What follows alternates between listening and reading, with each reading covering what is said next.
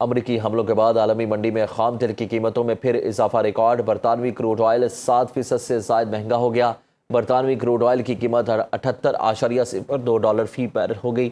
امریکی crude oil کی قیمت میں 4% سے زائد اضافہ، قیمت 74.53 ڈالر فی بیرل پر پہنچ گئی۔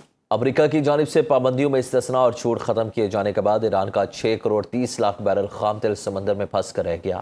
امریکی معاشی جریدے بلومبرگ کی رپورٹ کے مطابق ویسل ٹریکنگ ڈیٹا بحری جہازوں کی نقل و حرکت کے نظام سے یہ ظاہر ہوتا ہے کہ لاکھوں بیرل خام تیل سے لدے ایرانی ٹینکر خلیج فارس سے لے کر آبنائے ملاکا تک یا تو سمندر میں رکے ہوئے ہیں یا پھر انتہائی سست رفتاری سے رواں دواں ہیں۔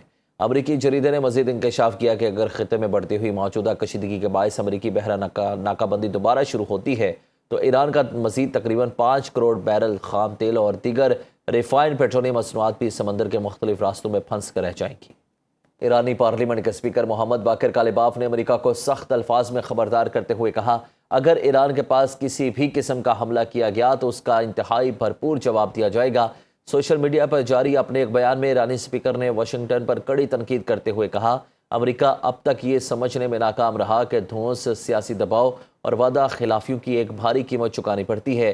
انہوں نے امریکی انتظامیہ کو مشورہ دیا کہ وہ خطے میں بے مقصد اور اشتعال انگیز اقدامات سے گریز کرے، ورنہ امریکہ خود اپنے لیے مزید سنگین مشکلات کھڑی کر لے گا۔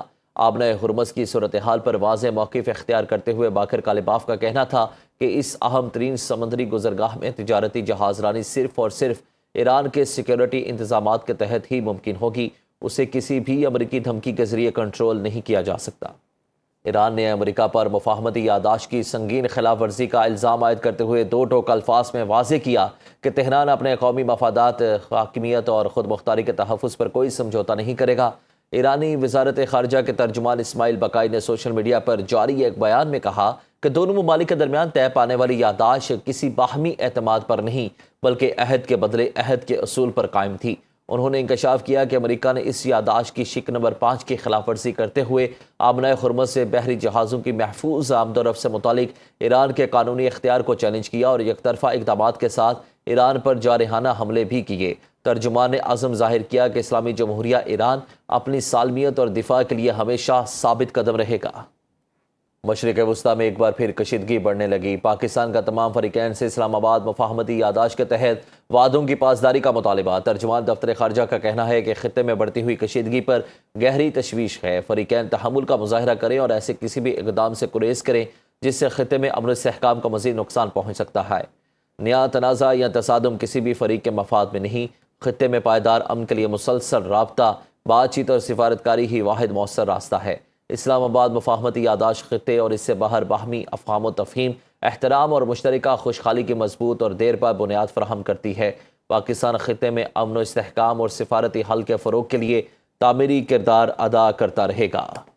ایران اور قطر نے مشرق وسطیٰ میں بڑھتی ہوئی کشیدگی کو روکنے کے لیے سفارتی ذرائع کو بروئے کار لانے اور مذاکرات کے تسلسل پر زور دیا ہے۔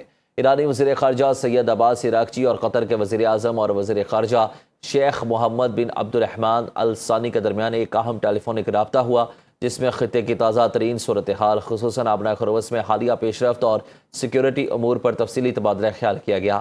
ایرانی وزارت خارجہ کے مطابق دونوں رہنماؤں نے اس بات پر اتفاق کیا کہ علاقائی تنازعات اور معاملات کا پائیدار حل صرف سفارتی کوششوں سے ہی ممکن ہے۔